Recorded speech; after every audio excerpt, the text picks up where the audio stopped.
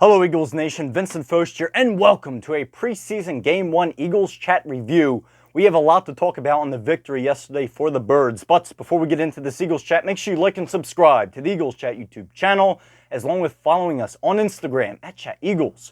You can see daily updates on your Birds, and you can find our Instagram in the description of this Eagles chat video. But let's not talk and talk, let's get right into it. And we're going to first start off with the victory for the Birds. 16-13 is your final. It was a little wild at the ending for the Birds, seeing that Jake Elliott had the chance to put the game away, unfortunately missing the field goal. Therefore, the ball going back to the Baltimore offense, and the Eagles defense stepping up in a huge way to get the ball back for Jake Elliott's second chance to seal the game. The only difference is on the second chance, he put that ball right through the center of those two uprights to finalize the 16-13 wins for your Birds. But let's get into the contributors for yesterday's win, and we're going to first start off with the quarterbacks. Now, there were two quarterbacks that played yesterday, none of which were Jalen Hurts, but the first one was Kenny Pickett, and the second one was Tanner McGee. So we're going to first start off with Kenny Pickett. Now, what do I think of Kenny Pickett's performance yesterday? And I'm going to first start off with, if there was any way to describe it, I think the best way to describe it was he was kind of a step behind yesterday. And what I mean by that was his timing really wasn't there. The decision-making was a little slow as well. And especially on his long ball, the long ball really was not on point at all. He either did one of two things. He either overthrew his receiver or he underthrew his receiver. And there were times where he actually hit the opposing team's defensive back in the back. He hit the opposing team's defensive player in his number in the back of his jersey. So again, with Kenny Pickett, the long ball wasn't quite on point.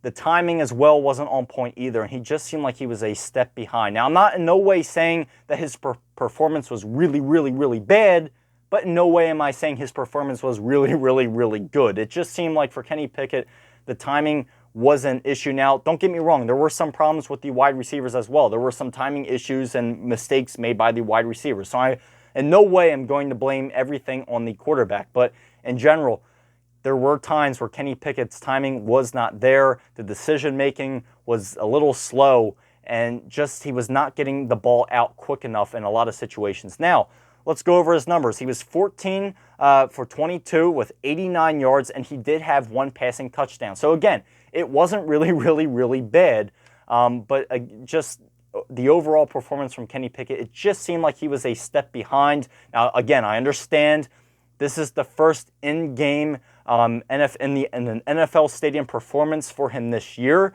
Now, there has been news coming out that his training camp, it hasn't exactly been the best training camp he has had.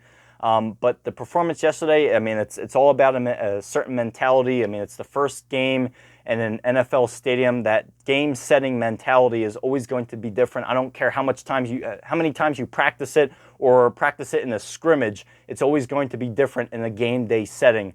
But again, for Kenny Pickett, it just, the smoothness and the rhythm just wasn't quite there for him. But now moving on to Tanner McGee, which in my opinion, I think he had a lot better game in terms of the smoothness and in terms of a rhythm. Now, looking at his stats, 6 out of 16 for 39 yards. Now, so this is one of those situations where I say you can't judge the player off of what the stat card says. Now, reason I say that is if you didn't watch the game yesterday and you look at Tanner McGee's stats and you see 6 out of 16 for 39 yards, you're probably thinking, ooh, that doesn't look exactly that great at all. Well, if you actually watched the game, you probably saw that Tanner McGee, a lot of the passes that he threw were right in and out of the hands of his wide receivers. Now, again, he came in at the end of the game yesterday. He came in later in the second half, which unfortunately you start getting the receivers that are at lower rankings. You start getting your third-string receivers coming in. And unfortunately, there are a lot of times where McGee made some pretty good throws, but they were just not caught. And those passes were types of passes that really 100% need to be caught. There's no reason that they should not be caught. And unfortunately, there were quite a good amount of drop passes for McGee yesterday. I think a lot of times his receivers were thinking about what they were going to do next before they actually got the football. If those of you who heard the announcers who were calling that game said that multiple times as well, that those receivers were most likely thinking about what they were going to do about probably 30 seconds ahead before they actually got the ball in their hands. So you know, it's one of those situations. But again, to talk about his rhythm and his smoothness, I definitely think McGee had that down a lot better than Pickett did. He was just a lot better from when the snap would come off. The timing was a lot better. The quickness of getting the ball out was a lot better as well.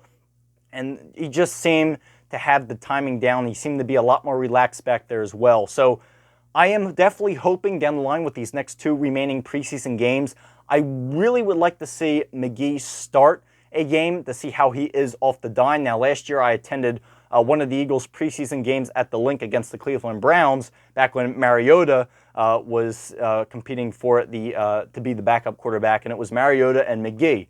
And I saw McGee last year, and I liked what I saw out of him as well. So I definitely think they have something with him. I think this coaching staff really, they still need to develop him. I understand that, but I really want to see the Eagles have a backup quarterback that they can rely on in an emergency situation. And I said this in previous Eagles chats. Probably the last reliable backup quarterback they had was number 9, Nick Foles. Looking back at the previous backup quarterbacks they've had since Nick Foles, I mean, they had Gardner Minshew, but even Minshew, it wasn't really the best fit. I mean, go back to 2022 where the games that Minshew filled in, it wasn't quite the best thing ever. I mean, the game he filled in for Hurts when he got hurt in Christmas Eve when they went up against the Dallas Cowboys. The Eagles lost that game. And then I'm pretty sure as well after that against the New Orleans Saints, that game was not good at all for Gardner Minshew. And then, of course, last year with Mariota, which was a complete, I mean, that bombed like crazy. So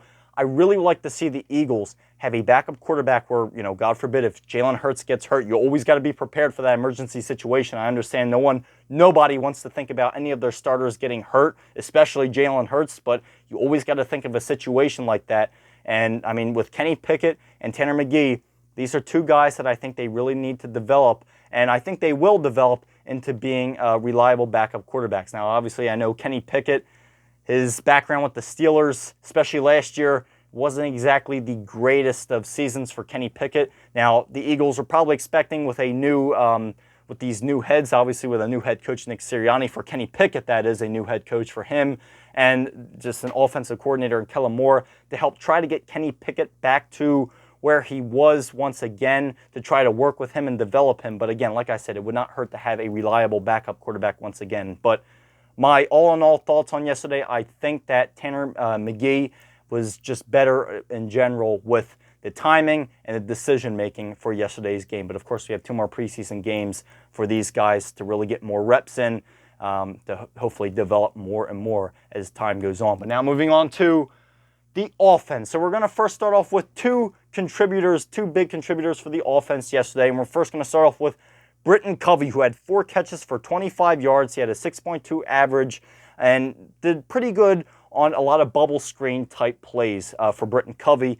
He definitely performed at a very high level yesterday, where if I was on the opposing team and I saw Britton Covey coming at me, when he turns upfield, you don't know what's going to happen. And I'm sure there are still a lot of Baltimore Ravens ankles that are still on that field right now. They probably have to tear them out of the Baltimore field right now, because I tell you what, Britton Covey absolutely broke so many ankles yesterday, especially on one of his returns that he had. I think he juked out about 4 guys.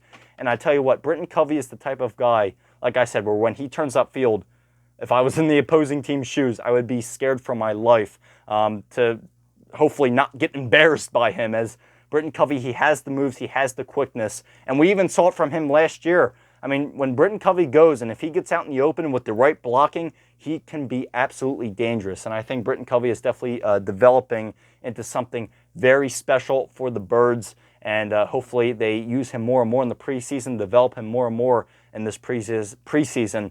That way, when the actual season gets here, the regular season gets here, hopefully we'll end up seeing more of Britton Covey. But our next guy here is Mr. John Ross, who had 3 catches for 28 yards, 9.3 average. So, again, not a bad game for him as well. Now, these were the 2 top guys in yesterday in terms of receiving for the Birds. And really with the offense in general yesterday, I think there were a lot of timing issues. You saw every time an issue would happen with the offense or in general with the team, they would pan the camera back to Nick Sirianni and he would mark it down on his piece of paper every time there was any type of timing issue.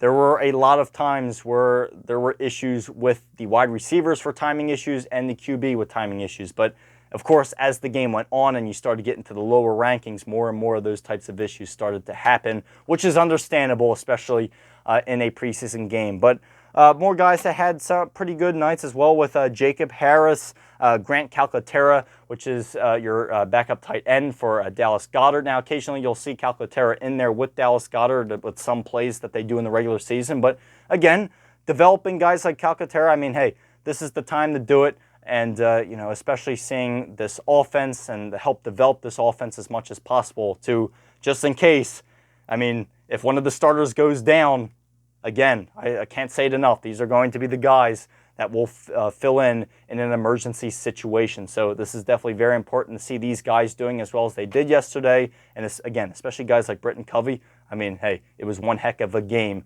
for him as well. But now let's move into the defense, which I could sit here for an hour and talk about how well the defense did on shutting down the Baltimore Ravens yesterday. I mean, we're first going to start off with a guy who had an epic game for the Birds, and that guy is Jeremiah Trotter Jr. The guy had 5 tackles, and he also had a sack. He was absolutely all over the place for the Birds yesterday. Was a big reason on why the Baltimore Ravens got completely shut down more and more as the game went on. Another guy we have up here is Nolan Smith, who had a sack as well. So the Eagles were getting to the Baltimore quarterback very, very well yesterday. They were getting through that offensive line at a very high rate.